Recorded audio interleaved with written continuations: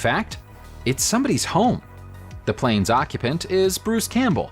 No, not the actor from Evil Dead, just another man with the same name. Decided he wanted to create an unusual retirement home for himself after the end of a long career as an engineer. He acquired the plane for $100,000 and then spent a further $120,000 having it transported to a plot of land he owns in the forests of Oregon, USA. He then spent the next few years renovating it by hand, scraping out the old interior and turning it into his dream house. That's so cool. That is so cool, man. That's like the people who build homes out of their vans. I just think that's amazing, and I want one. I want one so bad. That is next level. I love that. Make your home your own. Imagine how many times he looked at a plane and said, man, I'd love to live in a plane, and then made it happen for himself. And also $100-something thousand plus. That is still lower than like a house in the GTA or like Vancouver or like that, which are millions of dollars. He got a whole plane for less than like $500,000. That's smart retirement planning, if you ask me. Trail camera and the figure with wings and bright white eyes chasing that deer is so terrifying, we don't even want to know what it truly is. Theories are out there claiming it's fake or that it's the Jersey Devil. I just feel like there's still so much we don't know. And there's so many species to discover, so maybe it's something that's new, that just developed in the last like 100 years and we still haven't found it. I find it hard to imagine that we haven't discovered everything on land. In the sea, probably not, but on land, besides insects, it'd be kind of hard, so maybe it's an alien. If all else fails, it's an alien. The long carcass of the whale is very real. The whale turned up in February 2019 in the north of the rainforest with seemingly no explanation as to how it could have arrived in such an unlikely place. The poor humpback is a very long way from home, and whales don't tend to swim down rivers. The best theory that scientists have is that it passed away while swimming out at sea, and was then dragged by currents up the Amazon and onto the banks of the river after the event. I think I know what whale that is. I think we all know what whale that is. Especially if you've watched Hitchhiker's Guide to the Galaxy. You know what whale that is. That's that whale that's falling from the sky and finally just like fell onto Earth and that's where it landed. That's that whale. Guys, the whale's real. The whale is real because that is too big of a whale to end up in that much forest. There's no way. There's no way. There probably is a way, but I like the idea that this is actually the Hitchhiker's Guide to the Galaxy whale. Just falling to the earth. Hey everyone, my name is Rachel Fisher, and today we are back once again with our top 10 scary discoveries made in the woods. Ooh. This is for all the Blair Witch fans, and please God, I hope there's nothing, now that I said that, I hope there's nothing to do with Blair Witch on here. Getting lost in a forest is terrifying to me. Getting lost in general is not something I think it would be fun. So anyways, let's get going, shall we? Tree trunk full of old, bent copper and silver coins hiding in the Peak District National Park in England. I've been there. Well, to answer that question, you'd probably have to know a thing or two about ancient English folklore.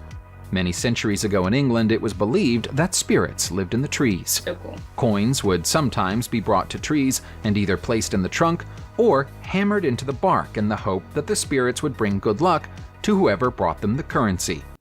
I've been there. I didn't get to hammer a coin in, but I've seen them before and I think they're really cool. They're just like, it's almost like a living, well, a dead now, but a sculpture in the forest. It's really, really neat. Really neat.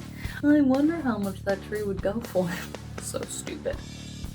Not everything's about money. A person on Reddit recounted their backpacking find from Yellowstone National Park, where they found something that looked way too ritualistic to be accidental.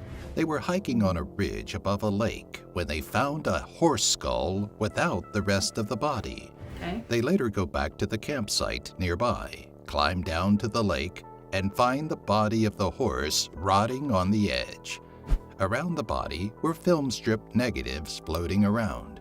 There's nothing more told of the story, but clearly there are questions that need to be answered. I mean, the one probable. I can't explain the film negatives, but imagine that probably an animal saw that, started eating it, and dragged the corpse with them, hopefully to a safer place so another animal wouldn't get it.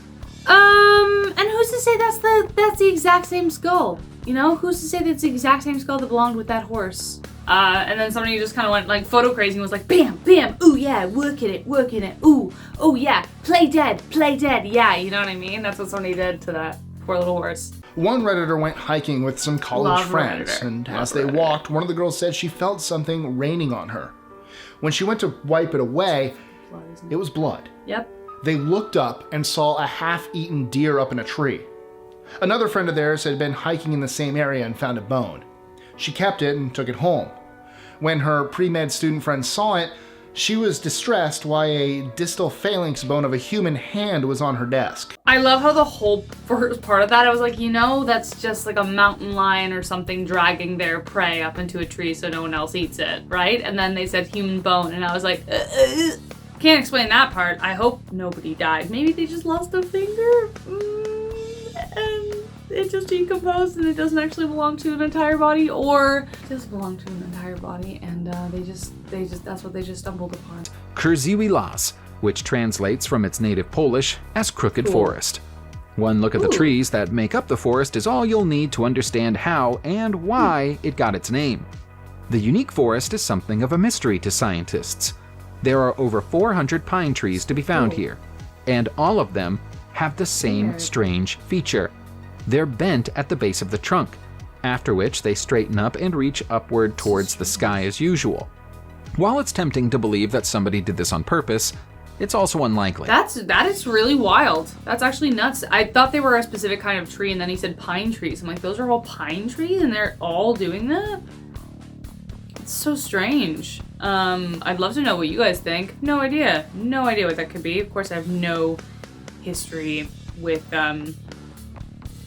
anything to do with trees, so I wouldn't know the cause, but this is very, very interesting.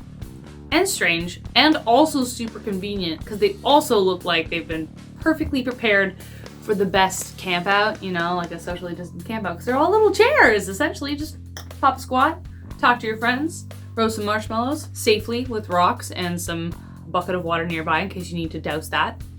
Fire safety. Near Santa Cruz, a hiker named River Wolf discovered a gravestone with the name Marie Holmes on it. It turns out that its headstone had disappeared from the graveyard where she was originally buried.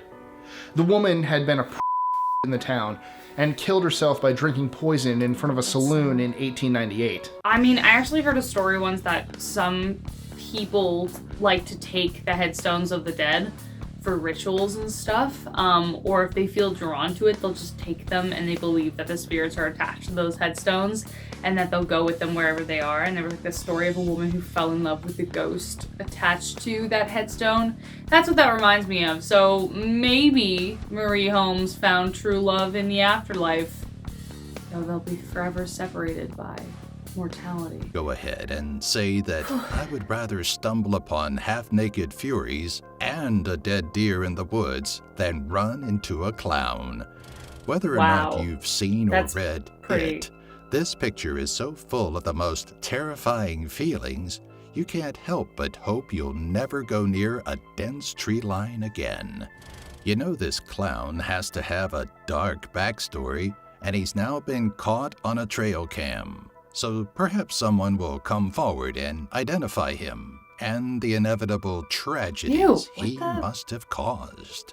Okay, we don't... Whatever happened to that killer clown epidemic that happened? Epidemic? Clowns were just kind of like creeping people out and haunting them and chasing them. Remember that whole phenomenon? What happened to that? Right? Was it just like... I wonder if it really was an advertising scam for it, because I was still terrified by it. When I watched it the first time, I went with my best friend Greg, and I avoided storm drains for a long time. And I have, like, he's always in my nightmares, but he's never, like, the scary one in my nightmares. He's always, like, everything else is happening, and he's just, like, the guy who plays it, he's just like, hey, just so you know, you're having a nightmare because I'm here. And I'm like, thank you, Pennywise, get out, you know? I like the funny clowns. On earth would someone need a crematorium in the middle of the woods? I feel like I've seen this movie before, and I don't like it one bit. On Reddit, a user came forward to say they found an old crematorium on an inhabited island, adding this photo.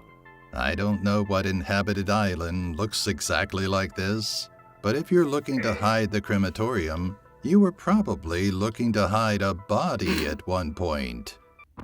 I mean, probably. Yeah. Bodies dropping like flies. Am I right? That would be weird. Imagine if they just designed like a very large pizza oven and that's all it was. It was like, oh no, we use that to like roast things. Alright guys, that was our top 10 scary discoveries made in the woods. Let us know if you have any creepy stories that you've discovered in the woods. I'm sure we all have some, so let us know in the comments. And again, if you like this video, like, follow, and subscribe, and stay for bloopers, if there are any, I don't know. I've been your host, Rachel Fisher, and until next time, take care of yourself. Top 10 discoveries made in the woods. Here we go. Here we go. No, wait, no, oh god.